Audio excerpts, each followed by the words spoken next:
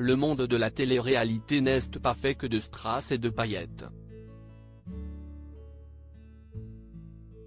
Vincent, ancien candidat des Ch'tis, s'est confié dans les colonnes de BFM TV ce mardi 15 août 2023 sur sa reconversion loin du monde de la télé-réalité.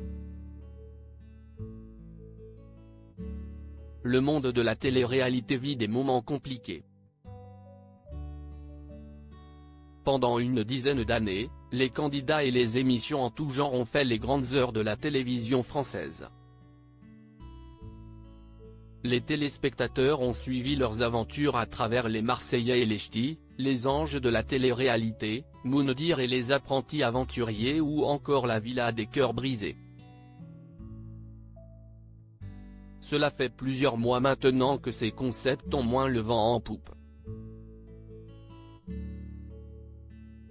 La raison ? Plusieurs polémiques autour des agissements de certains candidats envers d'autres, comme du harcèlement moral, le fait que tout soit scénarisé ou encore des histoires toujours un peu redondantes. Mais celui qui a mis un vrai coup de pied dans la fourmilière n'est autre que Booba.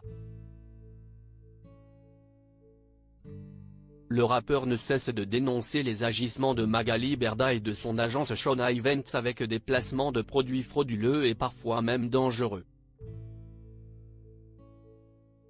Face à l'ampleur du sujet, le gouvernement a décidé d'agir et désormais, des règles sont imposées aux influenceurs. Les gens pensent que quand tu fais de la télé, tu es blindé de sous une réglementation qui ne leur permet plus de vivre la vie rêvée d'avant avec des villas XXL et des sacs de luxe dans tous les sens.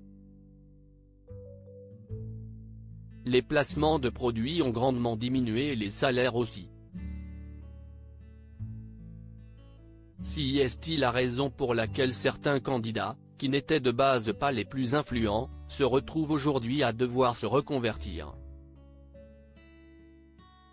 Si est-il le cas notamment de Vincent Shogun, de son vrai nom Vincent Chevtchik, connu dans l'émission Les Ch'tis, qui s'est confié auprès de BFM Télévision ce mardi 15 août 2023, « J'ai connu la jet set, les grands voyages, mais aujourd'hui, je connais la vraie vie, si est-il une vie saine, bonne.